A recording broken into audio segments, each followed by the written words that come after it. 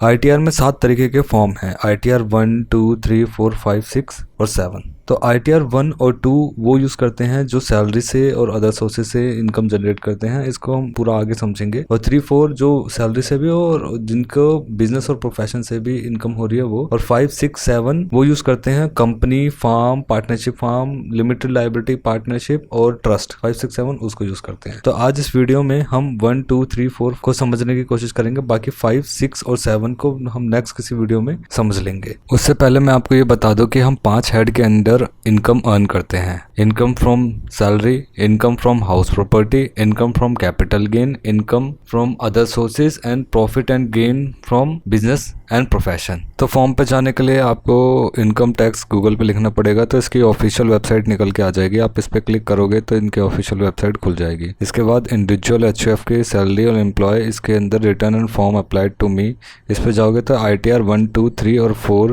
की डिटेल निकल के आ जाएगी। तो ITR 1 जिसको सहाज, वो खाली इंडिविजुअल्स के ऊपर अप्लाई होता है, HUF के ऊपर भी नहीं होता। तो ये वही लोग फाइल कर सकते हैं जो इंडियन के रेजिडेंट्स हो और जिनकी टोटल इनकम 50 लाख से कम हो। अब इनके इनकम के हेड खाली 3 हेड से ही इनको इनकम होनी चाहिए। इनकम सैलरी से, 1 हाउस प्रॉपर्टी से, 1 हाउस प्रॉपर्टी और अदर सोर्सेज से, जिसमें खाली इंटरेस्ट आएगा, फैमिली की पेंशन, डिविडेंड और कुछ। और इनकी एग्रीकल्चर इनकम अप टू 5,000, अगर एग्रीकल्चर इनकम हो रही है तो 5,000 तक होनी चाहिए। अब कौन हैं जो इसमें अप्लाई नहीं होते? अगर आप इनमें से किसी भी क्राइटेरिया में आते हो तो ITR 1 आपके लिए नहीं है। अगर आप डायरेक्टर हो किसी कंपनी में तो, अगर आपने किसी भी प्राइवेट कंपनी में आपके शेयर हैं तो, अनलिस्टेड कंपनी मतलब प्राइवेट कंपनी होती है।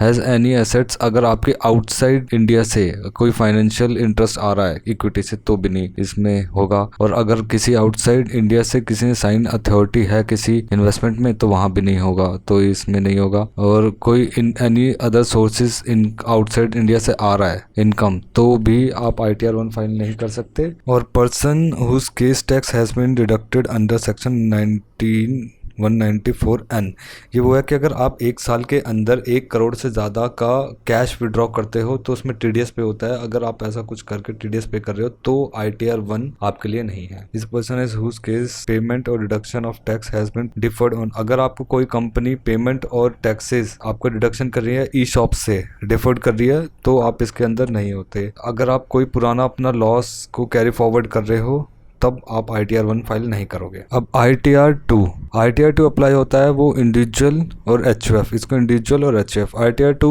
ITR 1 का ही एक नेक्स्ट वर्जन है। This return is applied for individual and HUF undivided family not having income under the head profit and gain of business और प्रोफेशन। बिजनेस और प्रोफेशन इस head के अंदर आपकी इनकम नहीं आनी चाहिए। और जो ITR 1 के लिए एलिजिबल नहीं है इंडिविजुअल और HUF, वो ITR 2 फाइल कर सकते हैं। इसका एक और आर्टिकल है, हम उससे देख कर ज्यादा अच्छे से समझ पाएंगे इसको। तो ITR 2 वो फाइल कर सकते हैं जो सैलरी से है, हाउस प्रॉपर्टी से इनकम आ रही है, अदर सोर्सेज से आ रही है, वो डायरेक्टर भी हैं। जैसे 1 में था ना कि डायरेक्टर नहीं है, इसमें डायरेक्टर भी है। इफ यू हैव इन्वेस्टमेंट, अगर आप अनलिस्टेड कंपनी में इन्वेस्टमेंट है, नॉन ऑर्डिनरी रेजिडेंस हो, आप कैपिटल गेन हो रहा है, आपकी फॉरेन से इन्वेस्टमेंट आ रही है, एग्रीकल्चर इनकम 5,000 से ज्यादा है, आप पे बाहर की कोई इन्वेस्टमेंट कर रखी है आउटसाइड इंडिया, आपने टैक्स TDS पे कर रहे हो और इसमें ई-शॉप्स भी है आपका और आप कैरी फॉरवर्ड कर रहे हो, तो मतलब जो ITR 1 में जो मना किया था उन सब का हाँ है ITR 2। अब ITR 3 applied for individual and HUF,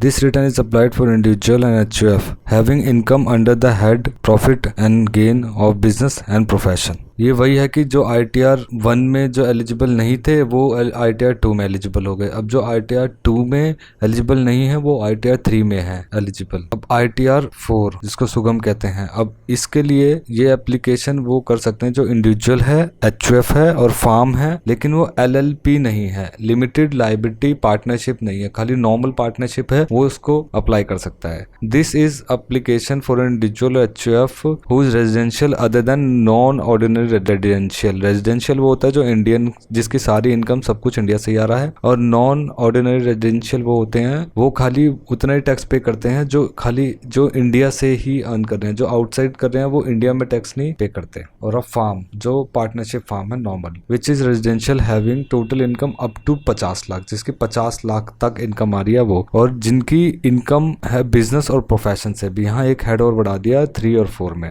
compound presumption basic, ये अंडर सेक्शन 44 AD, ADA और AE। ये वो है कि इसमें गवर्नमेंट कहता है कि अगर आपकी जो भी जितना भी रेवेन्यू हुआ है उसका आप 8% हमें प्रॉफिट बना के उस पर आप अपना टैक्स पे कर दो। इससे ये बेनिफिट होता है कि हमें फिर गवर्नमेंट को ब्रेक डाउन नहीं देना पड़ता कि ये हमारा इतनी इनकम हुई थी, इतना हमारा रेवेन्यू था, इतनी इसमें एक्सपेंस था, इतना इनकम, इसका ब्रेक डाउन नहीं देना पड़ता। इसलिए ये सेक्शन 44 AD, ADA और 44 AE इसको इंट्रोड्यूस किया गया है। तो अगर जो इस सेक्शन का बेनिफिट ले रहा है वो इस फाइल करेगा। तो ITR 4 उनके लिए जिनकी सैलरी से, पेंशन से आ रही है, हाउस प्रॉपर्टी से आ रही है, अदर सोर्सेज से आ रही है, और एग्रीकल्चर इनकम अप टू 5,000 है वो।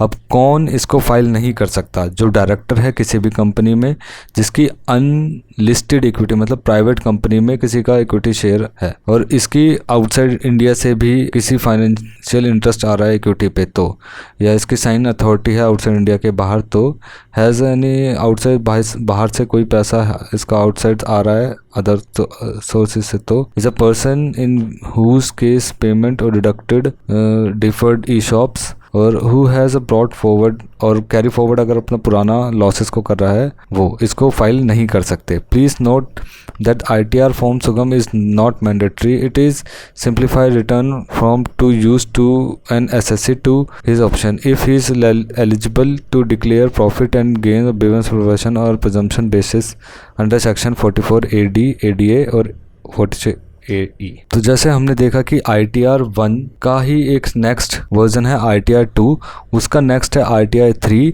और उसी का नेक्स्ट है ITR 4। मतलब कि जो इसमें एलिजिबल नहीं है उसके नेक्स्ट वाले में वो एलिजिबल होंगे। तो यही था ITR 1, 2 और 3 और 4। तो मैं आशा करता हूँ कि आपको आज की वीडियो मेरी अच्छी लगी होगी, आपको समझ आया होगा कि ITR 1, 2, 3, 4 क्या होता है। ITR 5, 6 और 7 और नेक्स्ट किसी वीडियो में हम समझने की कोशिश करेंगे। तो आज की वीडियो में बस इतना ही। तो मिलते हैं आपको अगले हफ्ते फिर किसी नई वीडियो, किसी नए टॉपिक के साथ। जब तक सीखते रहो और आगे बढ़ते रहो। धन्यवाद।